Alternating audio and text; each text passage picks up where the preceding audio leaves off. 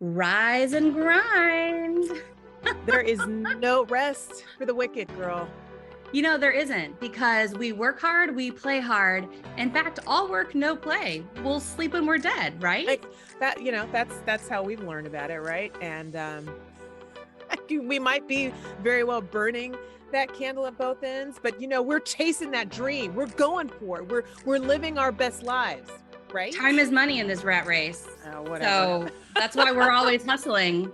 The dog eat dog world, survival of the. Okay, we need to stop with this. Have we hit a record yet with the number of cliches about the grind? The worst part is, Rish, it's like they're in our DNA at this point. Anytime I want to watch a show or read a book or something for pleasure instead of for work, I just have this feeling, I can feel it right now, that it's like, no, that's laziness. You have to be working. You have to be, especially as women, if we're not working at work, we should be working at home for our families. Yeah. The grind, I feel like, especially in the startup world where I spend a lot of time, it's glorified. It's actually in the name of one of the organizations that I'm a co-director of, an amazing global organization, Startup Grind. But the grind, it's like this badge of honor that also is a handcuffs to us, where we have to constantly be working, and that stress can lead to burnout and mental and physical health problems. I've experienced it myself, and that spiral is real. I've heard, recently I heard an entrepreneur talking about this, and, the headline for this talk is that she's made it. She had she had fundraised, hundreds of millions of dollars for her startup. She had this incredible exit from the business. But what she said to me was the exit couldn't have come at a better time, because she hit burnout so hard. It took her 3 months of just solid rest to recover. And even then, it's still an ongoing journey. And she said she almost didn't recover from it. I mean, when we look at the numbers of suicides and even depression, anxiety, some real hard-hitting numbers, and how they impact entrepreneurs, they impact women. Yep. I can't help but feel like it's this grind mentality. And that grind mentality, honestly, is very US centric. I remember we talked about this a little bit. There was a commercial with Neil McDonough. I think it was a car commercial, and he's literally checking off, basically what we just did. We work to live, working to live versus living to work, but we live to work. And it's and that's a problem. And that's why you keep hearing work-life balance. It's why conversations around sustainable and work practices and that work-life balance, that's why that is so important. And it is the focus of our conversation today. So stay with it. The Think Tank of Three podcast starts right now.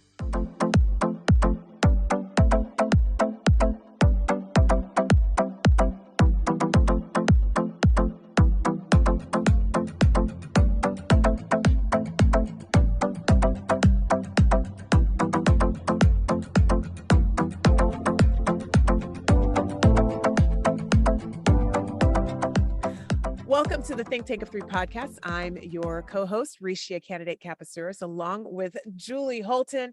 And our third is going to be probably a very familiar voice. She comes from episode 46. It's Michelle Hutchison joining us. She joined us during COVID pandemic to talk about building a resilience, the spirituality and science of rewiring our minds. We asked her to come back to tackle a new topic, also still though in the mindset and rewiring framework, the psychology of rest, and shifting this cultural norm away from hustle to focus on balance. Michelle has a master's in clinical social work in the field of education, with an emphasis on building neuropsychological resilience in the brain. And she's also an amazing friend and human being, joining us from Costa Rica today, where she's doing some incredible work. Michelle, thanks for being on the show. Thank you both so much for having me. I just love listening to the richness of this podcast. And every time I get to spend time with you, my heart skips a few beats. So thank you. Woohoo! We have a subscriber. This is like a good reminder, everyone. Subscribe. I selfishly was like, I need a therapy session with my friend Michelle because of this whole like push pull with grind and balance. And, we've had this conversation so many times, Michelle. And every single time we talk about this, I get something new from it. And I want to say, like, I'm not anti-grind. I think there's a time to really dig in and work hard. And so let's just like put that disclaimer off the bat. None of us are saying like, oh, stop working and just rest all the time. But Michelle, we have this ingrained in our culture. This word grind even is everywhere. Why does our culture promote the grind? Oh my goodness. What a great question, Julie. And this conversation is really, really important. And I can't help but engage the fact that I'm sitting here in Costa Rica as we're talking about culture. I spent, and this ties in, but last night I spent some time in the inner city streets with young children and families in a gang-stricken area. And we were out late at night, so I'm thinking about my safety. I'm thinking about what am I doing out here with these people? And yet we were in this like fenced-in, cemented area, and there was so much joy. I could barely contain myself in even understanding and experiencing the amount of joy that people had there with so little. And I just kept ruminating about what our culture, the expectations that we've placed on ourselves for performance, for individuality, and the lack of individuality that our culture brings to us, and how that's truly impacted our own mental wellness, our brain chemical state, and our nervous systems. So that's my introduction to talking about what do we do with this need to perform and this need to produce, and yet still be human beings that are full of life and love and joy. And we are seeing the negative impacts of not understanding the full dynamics of mental wellness and our society. Michelle, I have heard, and I don't know, I guess I should do some research to make sure this is true, but, anecdotally, I've heard that the grind was introduced as a way to get people, to get the masses to work harder and give more. And it's almost this idea of kind of keeping the good dogs down a little bit, like keeping people working, keeping them in, whether it was like the factories back in the day or whatever. It's like this mindset of if you're not working hard, you're not contributing to society, you're not fulfilling your role as whoever you are, the breadwinner of your family, whatever that might be. And I don't know if that's like true or not, but it certainly feels that way. So like, what is it in our culture that promotes this idea in American culture, in Western culture? You're in Costa Rica and you're comparing people with little compared to, relative to that of the American norm. And yet they're joyful, not even just happy, but joyful. So what is it in our culture that is driving us to need more, want more, do more, at the same time burning ourselves out?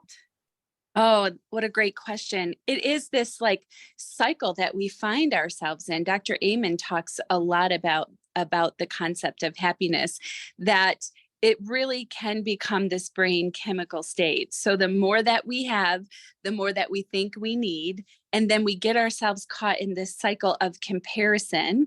And the more we compare ourselves, the more that we're unhappy. And so we're understanding this concept from a brain structure standpoint, like how my brain is developing, even in pre-verbal memory, like the expectations that are set before me, even as a toddler.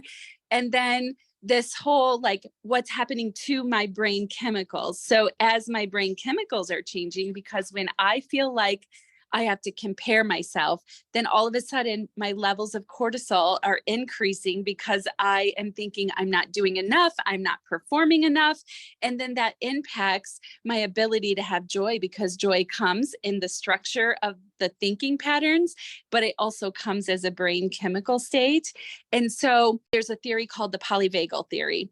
And the polyvagal theory really embraces our nervous system, and it's It's a subconscious process that's happening in our bodies. So we have a nerve that connects from our brain to our entire body.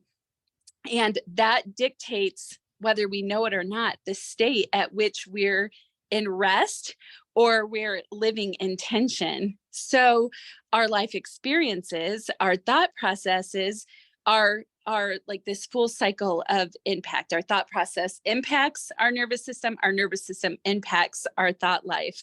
And so you can subconsciously be in this tension all the time, which then drives your behavior. My behavior is avoidance, and that's creating more tension. Or my behavior is to perform at this like hyper vigilant level because that gives me some release in my nervous system. When we back way down from understanding, like, oh my gosh, there's so much more happening than just the thought of I have to perform, then we can start to dig into, why am I performing? Why am I feeling the pressure of competition or comparison? And then we start to understand that our healing comes in this multifaceted fractal approach, meaning we're healing up our soul, our belief system, our identity, our emotions that drive us, but we're also learning behavioral change. And then we're understanding the spirit realm of like, how do I manage my thought life?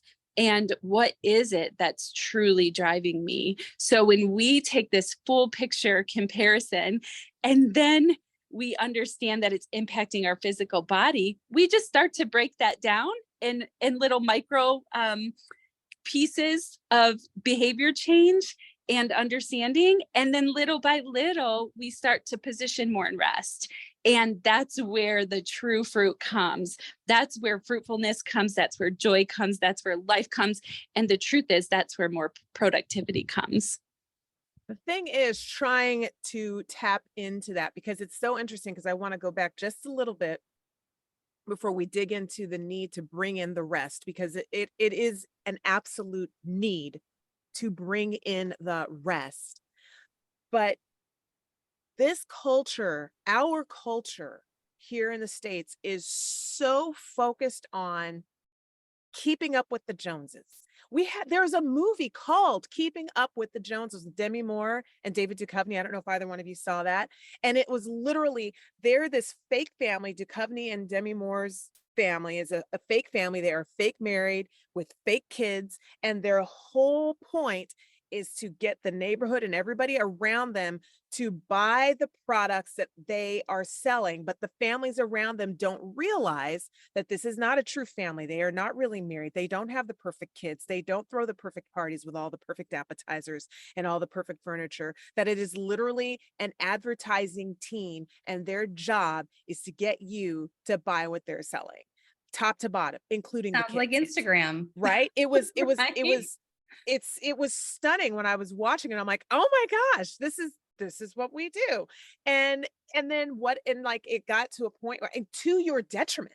That's the other side of it. Literally to your detriment. So families were like, there was like one couple that I want to say the husband lost everything trying to buy into something that they were selling. And then, then eventually, there's the crisis of conscience for, the characters, and they're like, what are we doing? Blah, blah, blah. But it's, and even in the trash TV that I watch, one of the things, I've been, there's a show called Suits, lawyers, high powered, they're talking about my life, everybody else is here, I'm here, and blah, blah. But what was interesting is when you get towards the end of the series, everybody is finding a balance.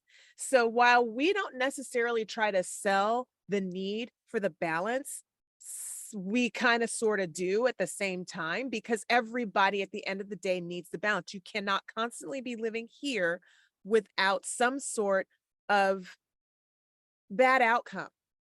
You're going to end up something is going to do something that is going to, like, oh my gosh, I have to stop. I don't know if that's a health issue that you're going to have. You're going to lose someone who's close to you because you're so focused on whatever that you don't have the time to be with them. And that's going to throw a wrench in your plan and all of a sudden you're rethinking everything. So I feel like, we we're not doing a good job like of truly explaining that no one is saying, like Julie said, don't work hard. No one is saying don't go after your dream. But what we're saying is you have to leave space. What's the line? Don't don't work hard, work smart, right? Oh, yes.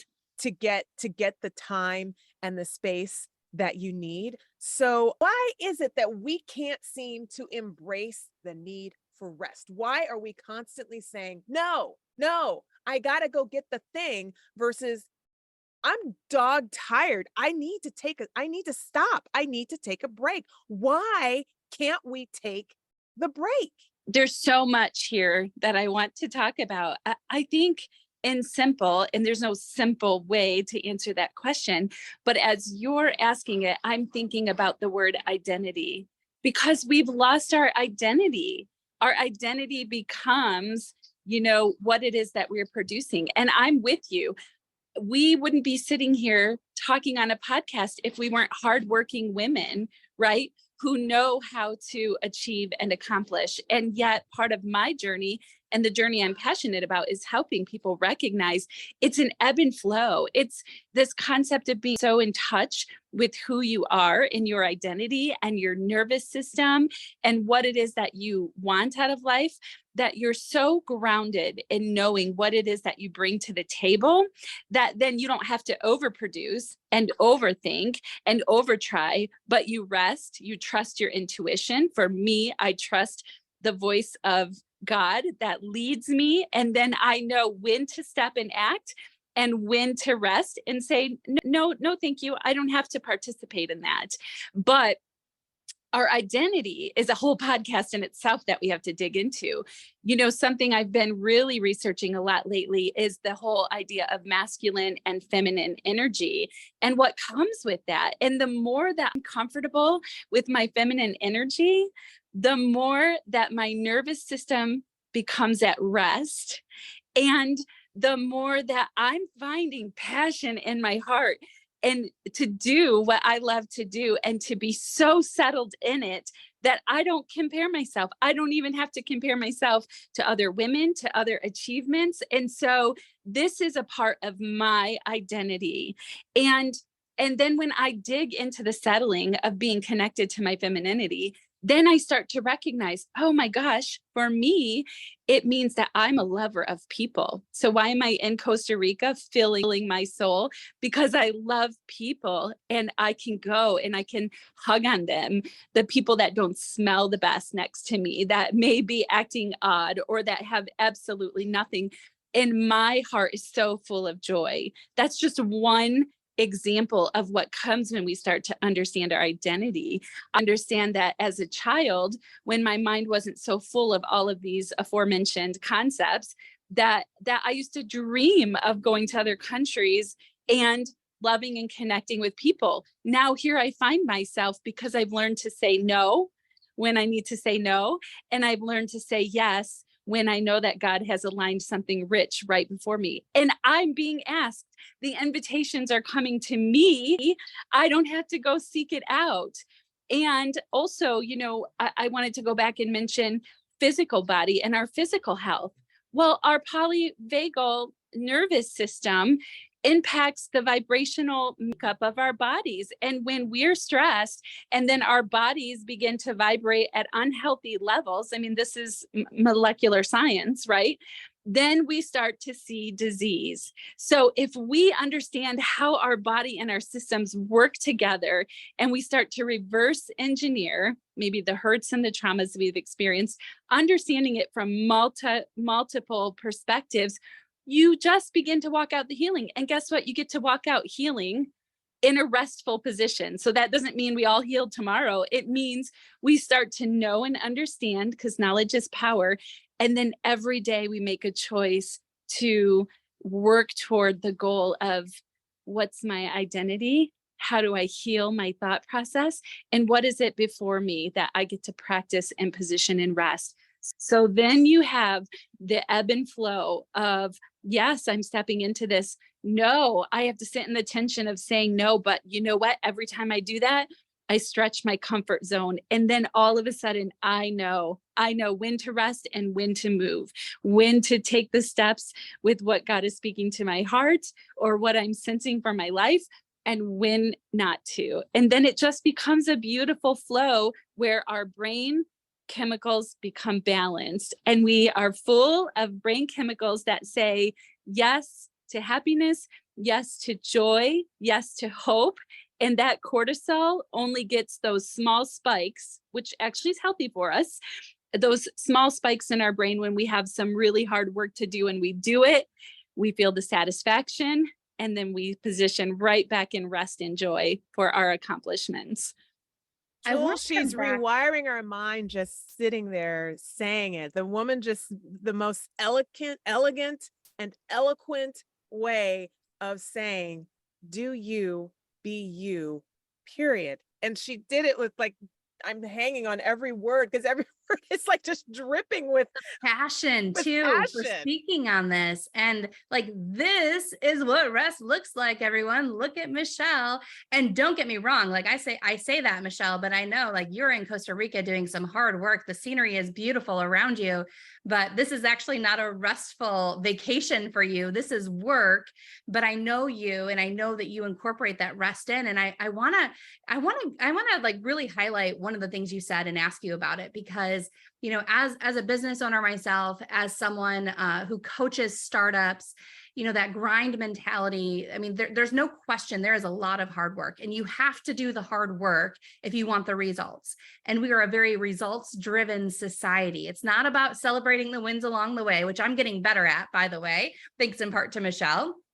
Celebrating the work, you know, it's like we have to honor ourselves for the work that goes into it, not just for the outcomes. It's not just about closing that deal. It's about celebrating the hard work, the teamwork, the collaboration, the whatever it is that goes into even having the opportunity for that deal. But I want to come back to something you said, because you mentioned the word productivity. And I think for many people listening, talking about the science of productivity is really important, because I think oftentimes we think about rest as this emotionally driven concept that I feel like I'm tired, or I feel like I need a break, or I feel like I want to watch TV or take a walk instead of the work. And it's not just about feelings. There's science behind this. And you've been talking about the brain chemicals, and you mentioned productivity. Can you tell us about the science of rest, and how does that actually make us more productive after we've rested?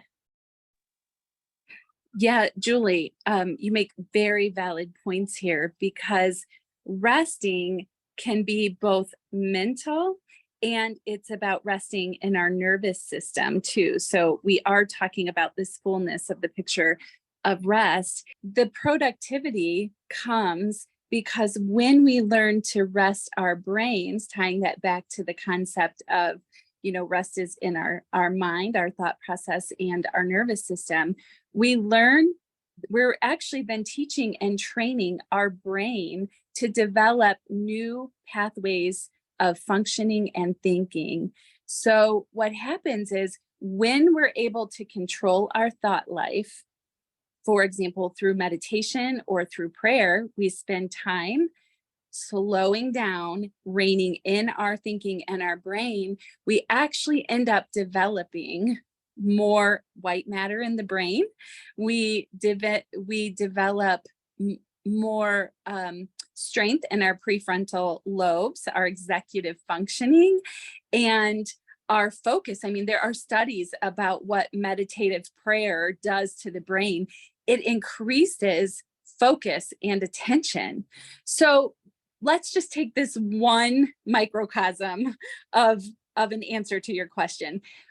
Then all of a sudden, we have this newly developed strength in our brains to be hyper focused with full attention. So then a task, if I have to write an executive summary, that may have taken me hours in the past because I got refocused on multiple other things around me. My attention was not there. I'm thinking about too many different brain tracks. But once I've strengthened these aforementioned areas, then all of a sudden I can sit down and pump out that executive summary in moments and save so much more time. So see, it's the concept of knowing how to be full, moving in my full healthy body and brain, which then gives me accelerated time, if that makes sense. So then I sit down, I work to full capacity, and then I have the rest of my day to enjoy my life and to fill it with the things that fill me up. And also, when my brain chemical state is in this place of joy and hope and excitement, then I'm outputting more. So it's about quality, not quantity. And that can come from restructuring our thought patterns in our brain, which is actually a physiological change of the neural connections in the brain, and relaxing my nervous system. This exact example I just gave, if you have a nervous system that's feeling really wound up and you haven't learned to manage that and to heal it, because it's not all about healing. It's also about knowing how to manage, be aware of your body, and then manage what you're feeling, your sensations. Then I know how to sit at the table and say, oh my goodness, this is going to produce big outcomes for me. I'm feeling myself rev up. Wait a second. Let me bring myself back to a place of calm and then produce with that expedited time. And I do want to say to you, I have lived this. So I have had to walk these very concepts out. It's real. It's just not a bunch of science gibberish. And I can position in love and rest and impact big areas of society and people's lives and be a parent and love on my children and parent them well, all while positioning in rest, knowing when to move forward and when to take time. And I have to say, because I'm always responsible to say, and for me, it's my faith and my God that leads me in my path to know when to move and when to rest and how to do that. You literally sit in the process daily of reworking, of rewiring. You are consciously aware of where I'm at in my mental space, in my mental brain, in my work brain. That takes some serious training. How can someone get to that point? Because you really do have to be self-aware enough to recognize, whoa, I'm maxing out here. And that's a problem. I do think that is something that the European model actually addresses without even, trying to, when they put their siesta in there in the middle of the day, when things shut down for 2 hours midday, when the United States couldn't even consider that. My kids eat 20 minutes for lunch in elementary school and middle school. So, that is not a natural thing, at least on this side of the pond. So how do you, what's your advice to someone who needs to try to literally take that mental assessment on the regular? Yeah. And what's the warning signs of stress leading to burnout? How does someone know, to Risha's point, how does someone, how do they know? Like if they don't have this training, what are some of those things we should be watching for? Yeah, Rish, thank you for that compliment, because I have worked hard in my life, to know and understand why I've made the choices I've made, how I've ended up where I've ended up, and what it is that I want for my future. And therein also lies this strength and the need to learn to rest your mind, or else you can overthink in the position of walking out healing and walking out rest, right? I've seen people that want to be so healthy and whole that then that's all they can bring to the table. And then that's not healthy either. So it truly, for me, it's a little unfair, because in my clinical work, I had the opportunity to watch people's lives and reflect over and over. But really what it did is it led me to know where I needed to find certain information. Why is my brain doing this? Why is my body doing this? And not being fearful of changing and evolving, but instead digging it out. Why am I always finding myself in this behavior pattern? I love to bring to you, for example, in this podcast, all of these facets of understanding and knowledge so that you can hold them. You can look at yourself through the lens of all of the different pieces of the puzzle, and then you can start to just walk out your journey of healing. So the gift I want to bring is the introduction of some of these concepts. But then as an individual, for our listeners, for us, for me, then it's every day just being aware of, in a restful position, what choices am I making today? And how is that different than my patterns in the past? And what's happening in my brain right now? Do I feel at peace? So a model that I often follow is following after peace. If I don't feel at peace, then I choose to dig in and say, why? Sometimes it's good not to be at peace, right? If I'm not in a safe environment, then I shouldn't be searching for peace in that environment. And I shouldn't be blaming myself that I'm not at peace. But if I'm in a position where I should be, if I'm sitting with friends and family that I love, but I'm not feeling peace, then I dig into why. And I take responsibility for why. I don't put that responsibility on other people. I continue to think, how do I grow and strengthen myself so that I can sit in any environment with any person or task in front of me, and I can find my own joy. And again, for me, that comes in this higher power of hearing from God what it is. I ask him, he brings me greater revelation and understanding. There are people that choose not to follow after that, and you can still internally self-reflect and think about like what's going on in my system. So it's not a short answer, but it's the answer of being open to knowledge and wisdom at the same time as wanting to know and understand your identity. And when you do, then you begin to connect the knowledge that you're gaining to who it is that you are or your behavior patterns. And then it's this unraveling at the same time as a rebuilding. I take one facet of who I am that I'm not happy with anymore. Like, oh my goodness, I fall into these patterns of negative thinking. I'm a negative thinker. Where did that come from? But also saying, that's not my identity. Actually, I remember as a child loving life and loving people, right? And so I'm so aware of this now that negative thinking doesn't bring me peace, that as soon as maybe I focus on it for a week or 20 days, because we know that's the science of rerouting the brain. Maybe every time I want to have a negative thought, even if it's reality, I'm going to look for what's good in this moment. The more that you take small practices and exercise them daily, you find yourself changed. But, we're in a fast food society and we want to be different and whole and healthy tomorrow. And we want, the magic to happen, but it takes time. It takes time to rewire a nervous system, to rewire the brain. And so it's truly, the richness is in what I just shared. It's truly about walking it out day by day and in small steps. So don't get competitive with yourself. Don't compare yourself, right? So these are the keys to walking in rest and wellness. And I am here to tell you that all of the things that you want will come before you when you learn. And you have to get over the anxiety of, oh my gosh, I'm resting. So now, everybody's going to be ahead of me. No. Those are the thoughts that we want to shut down.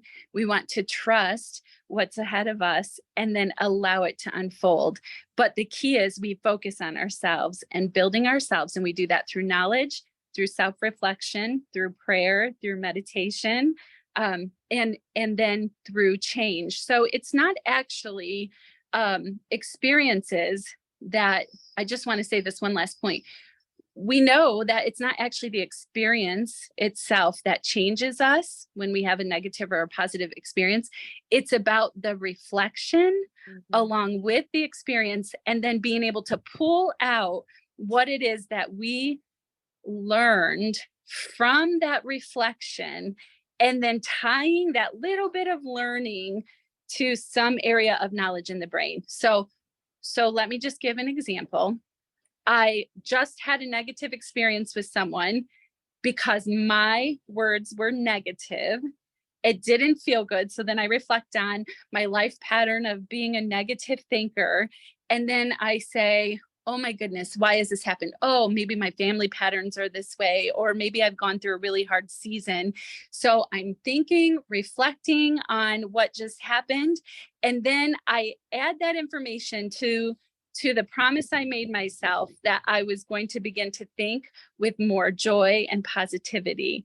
And when I connect those two, and then I connect the concept that like, oh, whenever I'm with this one friend, I think negative, then I have just built a building block or a step to change that behavior pattern the next time I'm with that person, or the next time I'm with my family members that trigger me in this way.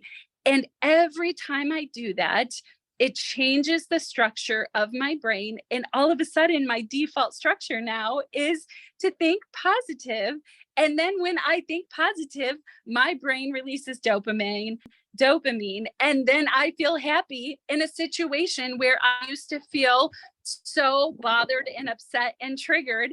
And therein lies the responsibility of self, not a false responsibility that we put on other people. You know, the other part of that, which we don't really have a lot of time to get into now, is the social media aspect of all of this, because that affects what's going on up here too. We have gotten into this environment of likes and clicks, and you know, that you had mentioned that instant gratification of this fast food society. Well, we like fast everything. We want instant gratification. And so when you are living for every single like, every single click, that affects what's happening here versus, let me put that aside. There are wonderful aspects of social media. Let's face it, we are in, you know, the future, but when we put everything into that, that's not good. And we're seeing that already in our kids, right? And what they're doing on social media and things of that nature. So all of that plugs into the dopamine situation that you're talking about, the cortisol, how your body is reacting, how you're responding, and being aware. And in short, that you are right. There's a lot of research that's showing us that the comparison levels and the competition levels that come from social media are destroying us. And we are now seeing our children in third world countries that almost have more capacity to learn, because what happens is when our brain's in high states of cortisol, then our learning capacity decreases. So that's a conversation in itself. We are sitting in the United States with increased levels of suicide. We have an epidemic right now where our numbers for suicide rates are just increasing and increasing. And what we just discussed is a huge component to why. And, you know, Julie, back to your point in the beginning, what happens to us as a society when we just become sheep that follow what's put in front of us, the fast food, such as social media, that's put in front of us, right? These are all things that we have to consider, and we have to consider how it's impacting and developing the brains of our children. And we have a responsibility as adults to limit that time and to limit that exposure so that we can grow up full and healthy and happy children. And we should have you back on that topic to talk more, because I think, as you've both pointed out, it's so important for us as women, as business leaders, as moms, as just society members. So, but before we start to wrap up, Michelle, I want to make sure we touch on the business leadership aspect of all of this and of rest, because not everyone has a choice to rest at work. They have requirements to meet. They have we started this episode with a list of cliches promoting the grind, and while I really hate cliches, I do love that we at least are getting some balance of cliches with those that normalize rest. Self-care is not selfish. Put your own oxygen mask on first. You can't pour from an empty cup. I really feel like our generation, probably led mostly by women, but also men, are really picking up the gauntlet here and saying, we need to normalize this. We need, self-care is important. Rest is productive, as you said. I'm curious from a business aspect. We have the Elon Musks of the world. And Risha, I know that your husband, my partner, will hear this. And so guys, don't listen. But we have the Elon Musks of the world who are not the business leaders that the women on this call are looking to lead with, right? Elon Musk infamously said that nobody ever changed the world on a 40-hour work week. And I get it. And I have mad respect for the man who has built multiple billion-dollar companies and is literally changing the world in ways that we cannot even understand just yet. In fact, outside of Earth, who knows, we'll end up on Mars if he accomplishes his mission. So, nothing about him. He is an innovator, and we need people like him who are functioning like him. But at the same time, most of us do not want a business leader. Myself as an entrepreneur, I do not want to run a business where my employees are being ground into the ground because they're grinding so hard they have nothing left. And in fact, they're not even benefiting the business anymore because they've lost all focus and productivity and everything else you talked about so eloquently. So, I wonder, for those who really want to make an impact in the world, what are some signs that a company culture is too focused on the grind? And what are some actionable steps for those in the right positions to make change? What are some actionable takeaways that you can take from this podcast and start using to implement change where you work? Yeah, I honor what you're saying, Julie. And I think first we can reflect on this for ourselves and as employers. We have to understand that everyone is created differently. And so we have to honor what each person brings to the table. There are some people that are created to perform and produce at higher levels. Although I would still say there's an overactive nervous system happening there that drives overproduction.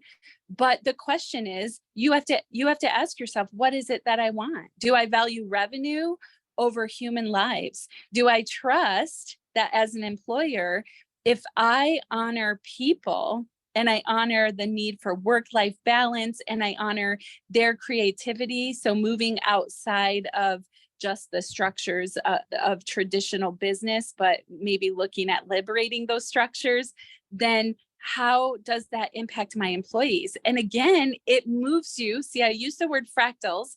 Fractals means it's the same concept. It looks the same, but just at higher levels of resonance. So snowflakes, for example, are a perfect concept of fractals, right? Every part of that snowflake mimics the larger picture of it. So when we're thinking about these concepts I've shared for individuals, how do you move that up to a higher level for your workplace culture? How do you honor people, who they are, their identity, and what do they bring to the table, while also asking them to accomplish certain tasks that fall within those job duties?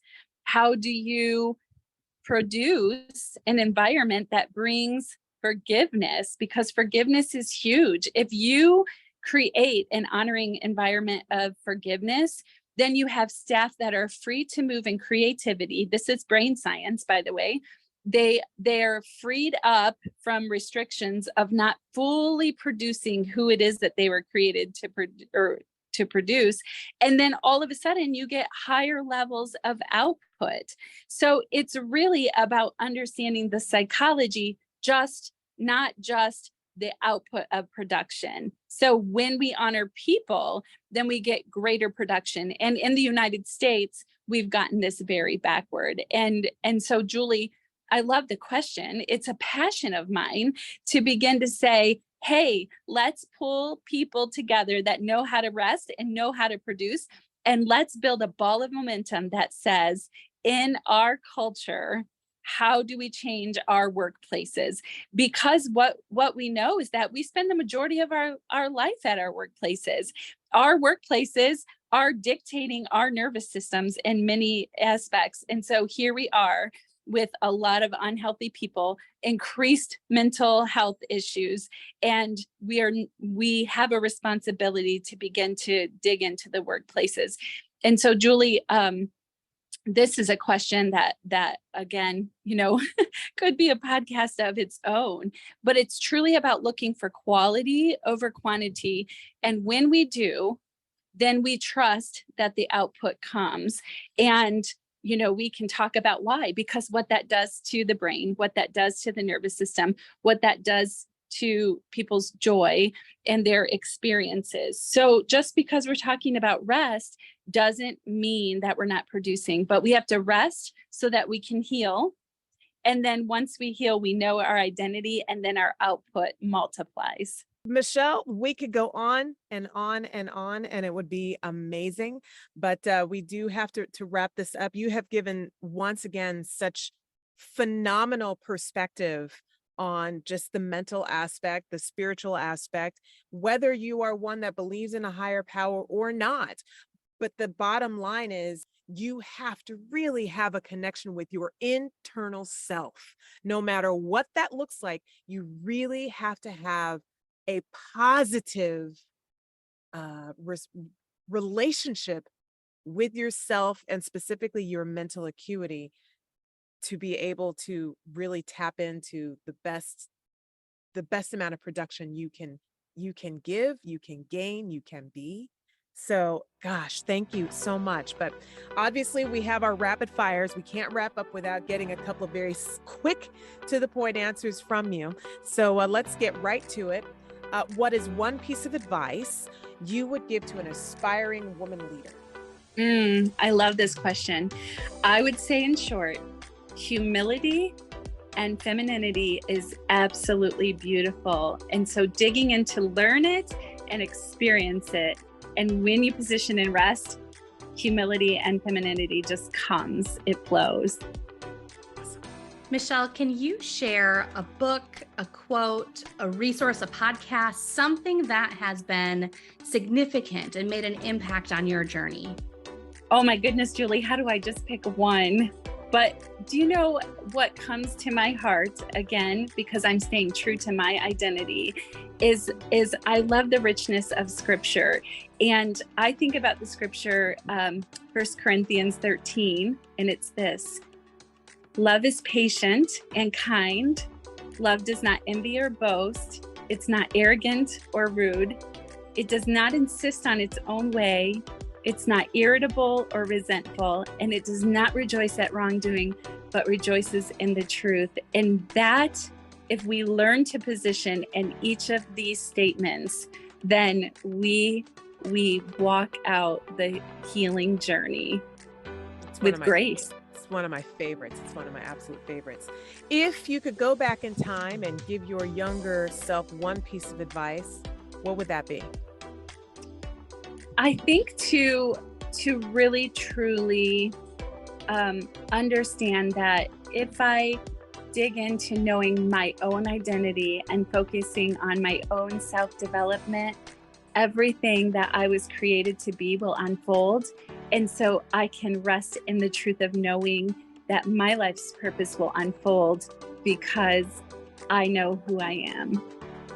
Michelle, thank you for taking time out of your trip to Costa Rica. We send you the best as you continue your work there, and safe travels when you come home. Again, thanks for being on the show today. That is all for this episode of the Think Tank of Three. Before you click away, hit subscribe, and we'll see you all next week.